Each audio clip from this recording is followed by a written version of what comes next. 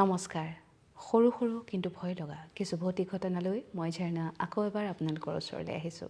প্ৰত্যেক দিনাখনৰ দৰে আজিও কওঁ যিসকলে এই শিতানটো শুনি অলপ অসুবিধা পাইছে তেওঁলোকে মোৰ এই ভিডিঅ'টো চোৱাৰ পৰা বিৰত থাকক আৰু যিসকলে ভাল পাইছে আমেজ পাইছে তেওঁলোকে এই ভিডিঅ'টো শেষলৈকে চাব আৰু তাৰ পাছত মোক এটা কমেণ্ট কৰিব কেনেকুৱা পালে আজিৰ এই ভৌতিক পৰিঘটনাটো শুনি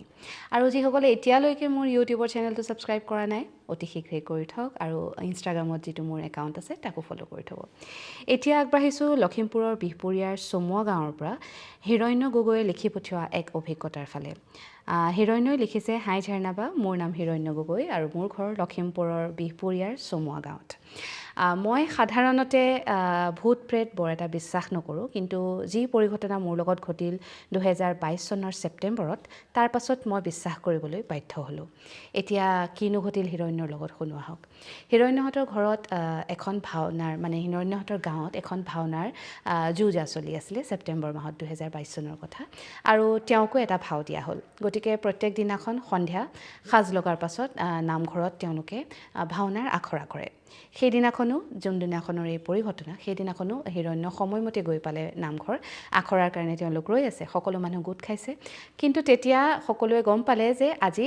খোল বাদকজনে খোলটো আনিবলৈকে পাহৰিলে আচলতে তেওঁ অহা নাছিলে মুঠতে খোলটো নাই গতিকে আখৰা কৰাটো সম্ভৱ নহয় সেয়েহে হিৰণ্যক ক'লে যে তই গৈ খোলটো লৈ আহগৈ হিৰণ্যই আৰু এজন দদায়েকক লৈ খোলটো আনিবলৈ বুলি ওলাই গ'ল নামঘৰৰ পৰা আৰু খোলটো যাৰ ঘৰত আছিলে সেই ঘৰটো পাবৰ কাৰণে এখন ডাঙৰ বাগান পাৰ হ'ব লাগে আৰু তাৰ পাছতেই এখন দলং পাৰ হ'ব লাগে মানে নদীৰ নিচিনা জুৰিৰ নিচিনা এটা আছে দলং এখন আছে সেইখন পাৰ হৈ গৈ খোল থকা মানুহঘৰ পাইগৈ তাৰ পৰা খোলটো আনিবগৈ লাগিব কিন্তু সেই দলংখন পাৰ হ'বলৈ আচলতে নিশা মানুহে অলপ ভয় কৰে কাৰণ শুনাৰ কথা যে সেই দলংখনত হেনো এগৰাকী মহিলাক কাটি পানীত পেলাই দিয়া হৈছিলে আৰু দলংখনৰ ওচৰতে এজোপা গছ আছে যিজোপা গছত বোলে বহু মানুহে চিপ জুৰি লৈ মানে আত্মহত্যা কৰিছিলে গতিকে সেই ৰাস্তাটোদি ৰাতি মানুহ যাবলৈ অলপ ভয় কৰে তেতিয়া নিশা প্ৰায় 8 বাজিছিলে আৰু যিহেতু ডেকা ল'ৰা আৰু হিৰণ্যই বৰ এটা ভয় নকৰে ভূত প্ৰেতৰ প্ৰতি গতিকে তেওঁ যাবলৈ ওলালে লগতে দদায়েককো লৈ ল'লে দুয়োজন দলংখনত উঠিবলৈ লৈছেহে মাত্ৰ তেতিয়া দদায়েকে ঘপককৈ হিৰণ্যৰ হাতত থাপ মাৰি ধৰি ক'লে যে দলঙত কোন বহি আছে সেইজন ক'লা কাপোৰ পিন্ধি তেতিয়া হিৰণ্যই চাইছে যে হয় ক'লা কাপোৰ পিন্ধি কোনোবা এজন মানুহ বহি আছে কিন্তু কোন তেওঁলোকে ধৰিব পৰা নাই অথচ মানে সেই নিশাটো জোনাক নিশা আছিলে গতিকে এটলিষ্ট মানে ধৰিব পাৰি যে মানুহ বা কিবা জন্তু গৰু কিবা যদি সন্মুখত থাকে ধৰিব পাৰি হিৰণ্যহঁতে স্পষ্ট দেখিছে যে মানুহ সদৃশ এটা অৱয়ব দলঙত বহি আছে কিচকিচীয়া ক'লা কাপোৰ পিন্ধি তেতিয়া হিৰণ্যই মোবাইলটো উলিয়াই লৈ পেলাই মোবাইলৰ টৰ্চটো সেইফাললৈ মাৰি পঠিয়ালে টৰ্চৰ পোহৰ পৰাৰ লগে লগে কিন্তু সেই অৱয়ৱটো নাইকিয়া হৈ গ'ল তেতিয়া হিৰণ্য আৰু তেওঁৰ দদায়েকে অলপ চিঞৰ বাখৰ কৰিবলৈ ল'লে কাৰণ হিৰণ্যই জানিছিলে বহুতৰ মুখত শুনিছিলে যে এনেকুৱা কিবা ঘটনা ঘটিলে আচলতে ভয় খাব নালাগে উল্টাই অলপ ধমক দিব লাগে বা সাহস দেখুৱাব লাগে তেতিয়া সেই বেয়া বস্তুটো আচলতে আঁতৰি যায় হেনো ওচৰৰ পৰা সেই শুনা কথাটোকে তেওঁ এপ্লাই কৰিবলৈ চেষ্টা কৰিলে আৰু চিঞৰ বাখৰ কৰিবলৈ ল'লে দুই এটা বেয়া মাতো মাতিছিলে বোলে গতিকে চিঞৰ বাখৰ কৰি তেওঁলোকে পিছে দলংখন পাৰ কৰা সাহ নকৰিলে